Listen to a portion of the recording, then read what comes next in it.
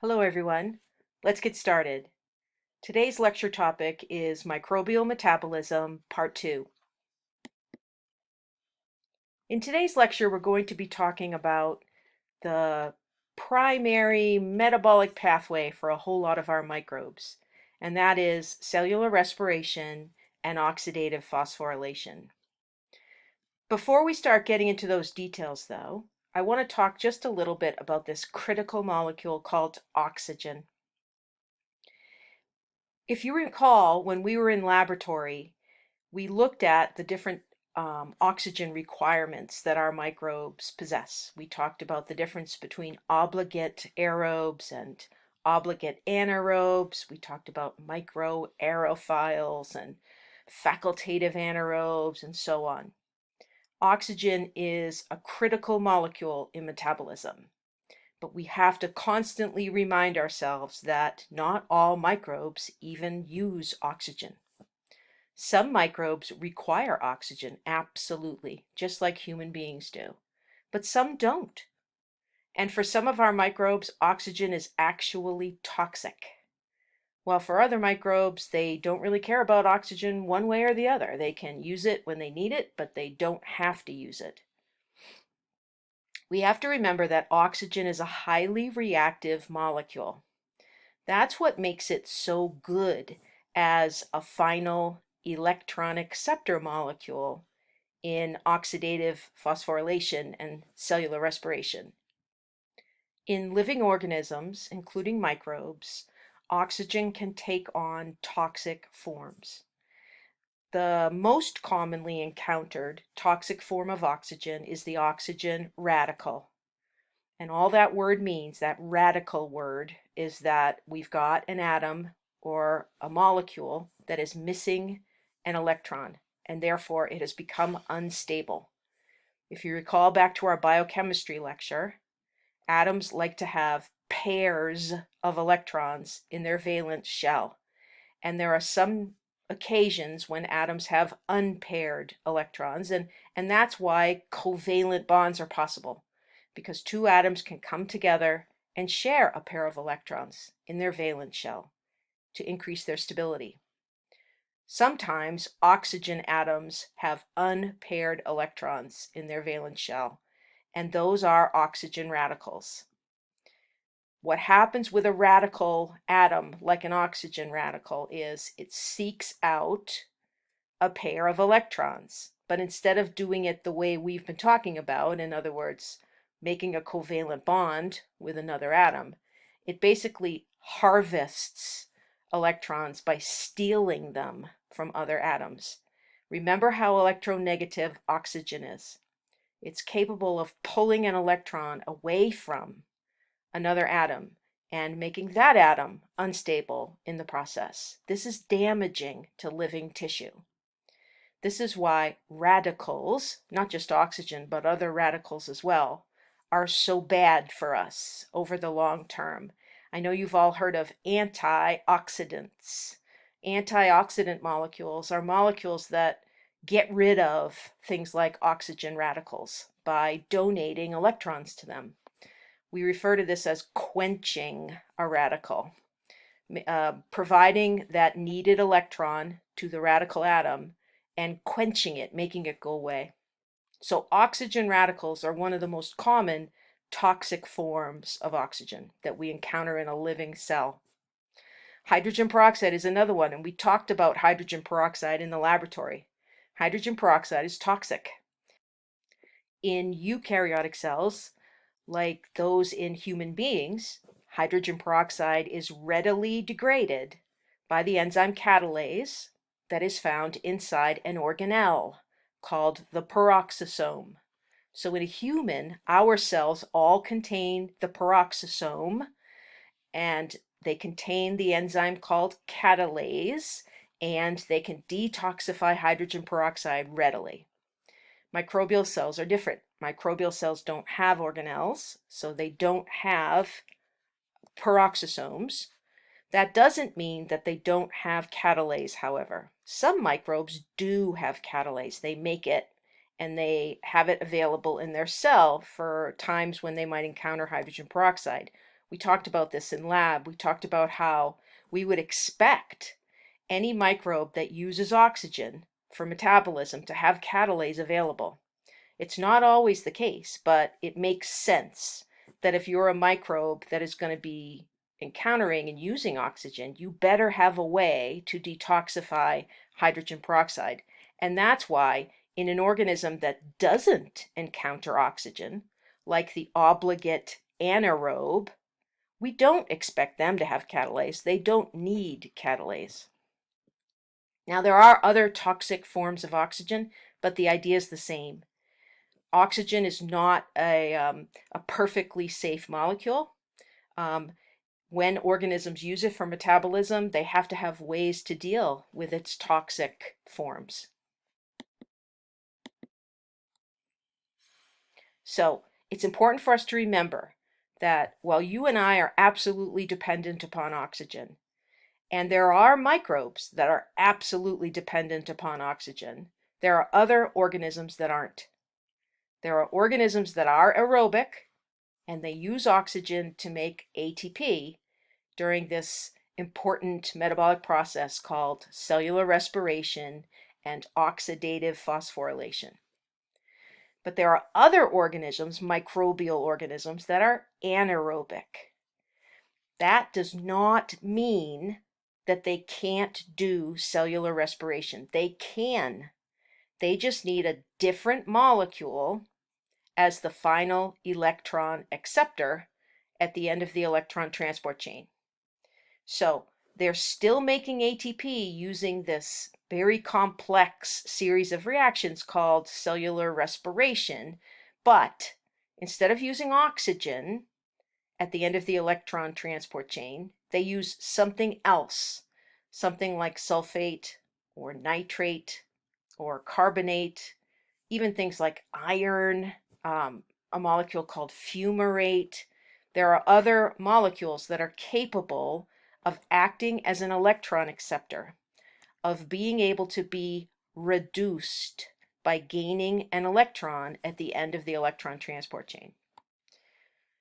Now, cellular respiration involves the breakdown or oxidation. Those two words should mean the same thing to us. The breakdown or oxidation of a simple sugar, something like glucose, all the way down to a one carbon molecule called carbon dioxide. Remember, glucose has 6 carbons in it. C6H12O6. That's the chemical formula for glucose. During cellular respiration, the cell is going to very methodically break apart that 6 carbon molecule. It's going to break down, catabolize those covalent bonds holding those 6 carbons together until we're left with a 1 carbon molecule called carbon dioxide. That process is overall catabolic because we're breaking glucose down to carbon dioxide. It's oxidation because as we break apart those covalent bonds, the pair of electrons in that covalent bond is being released, and energy is being released as well. Remember, catabolic metabolism releases energy. Now, cellular respiration goes along with oxidative phosphorylation. The most confusing thing about oxidative phosphorylation is the word oxidative. It is tempting to think that that word means in the presence of oxygen, but it doesn't. Oxidative phosphorylation is a term that refers to the fact that this is a series of oxidation reduction reactions. Redox reactions, they're called in chemistry. That's what that oxidative word means. So I want you, as much as you can, when you hear the phrase oxidative phosphorylation, to remind yourself that that's not about oxygen. That's about the way, the process that we're going to build ATP. What happens during oxidative phosphorylation is all that energy that was set loose from that glucose molecule as it was broken down during cellular respiration, all of that energy, all of those electrons that got set free, they are going to be sent down a structure called the electron transport chain. And as that happens, as the electrons pass through the electron transport chain, their energy is going to be harvested from them. That energy is going to be used to build a hydrogen ion gradient, or what we call a proton gradient. And we talked about this gradient. The cell is going to pump hydrogen ions across its cell membrane and into the periplasmic space, building up a concentration difference so that there'll be a high hydrogen ion concentration in the periplasmic space and a low hydrogen ion concentration in the cytoplasm. That's our hydrogen ion gradient. And it's built using the energy that's been harvested by the electron transport chain. Now there's one more step, the critical step to oxidative phosphorylation, and that is the process where all those hydrogen ions that have been pumped into the periplasmic space are allowed to come down their concentration gradient back into the cytoplasm, and they flow through an enzyme called ATP synthase. This molecule is embedded in the cell membrane, and it literally has a portion that is shaped like a tunnel or a channel. Hydrogen ions flow through that tunnel from the periplasmic space into the cytoplasm, and as they do, their energy is going to cause the other portion of the ATP synthase molecule to physically spin.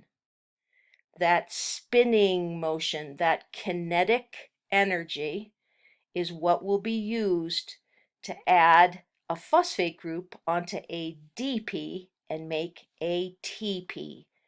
Not one molecule of ATP, lots of molecules of ATP.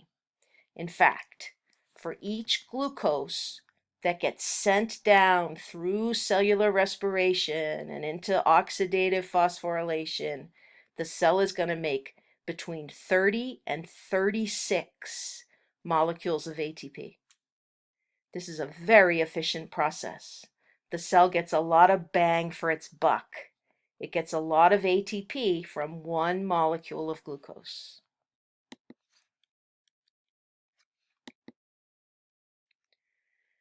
So, like us, many microbes make their ATP using cellular respiration and oxidative phosphorylation. Some of them are doing it aerobically. Some of them are doing it with oxygen, but some of them are doing it anaerobically, using molecules like nitrate and sulfate and carbonate, as we discussed. So, during cellular respiration, whether you're doing it aerobically or anaerobically, microbial cells are going to break apart glucose or some other simple sugar, and they're going to break it apart methodically, bond by bond by bond, until all you're left with is carbon dioxide. All of the electrons that are inside all of those covalent bonds get released, and that means energy is being released. This is exergonic. That energy will be harvested. It will be collected by passing all those free electrons down the electron transport chain. And that harvested energy will be used to build the proton gradient, the hydrogen ion gradient, so we can do oxidative phosphorylation. Here's the part we haven't mentioned yet. When those electrons come down the electron transport chain and their energy gets harvested, when they get to the end of the electron transport chain, they have to go somewhere. They have to land somewhere. We said that we oxidized glucose, or the simple sugar that went into the reaction. So now we need to reduce something. We need to deposit the electrons with a molecule. And if you are an aerobic microbe, you're going to use oxygen to do that. So we like to imagine that oxygen sits at the bottom of the electron transport chain. And as the electrons come down the electron transport chain, like coming down a staircase, they're going to be received by, collected by that oxygen. That's in aerobic organisms, aerobic microbes. Anaerobic microbes have a different molecule at the bottom of the staircase, nitrate or sulfate or carbonate or something like that. Notice that all those additional molecules, nitrate, sulfate, carbonate, they're all loaded with oxygen. That's because oxygen is just a really great electron acceptor molecule. It's good at accepting electrons because it's electronegative. Oxygen, if you remember, has the highest electronegativity of the 4 atoms, the 4 elements that make up most living things. So once the electrons get to the bottom of the electron transport chain and they are accepted by that final electron acceptor molecule, the cellular respiration part is done. The cellular respiration part is over at that point. The oxidative phosphorylation part still needs to happen. Remember, we said all the energy that was pulled from those electrons as they came down the electron transport chain, all of the energy got used to build a hydrogen ion gradient across the cell membrane. That ion gradient then resolves by allowing the hydrogen ions to flow back into the cytoplasm through ATP synthase. The ATP synthase molecule spins around as the hydrogen ions flow through it, and that spinning motion provides the energy to make ATP. That is oxidative phosphorylation.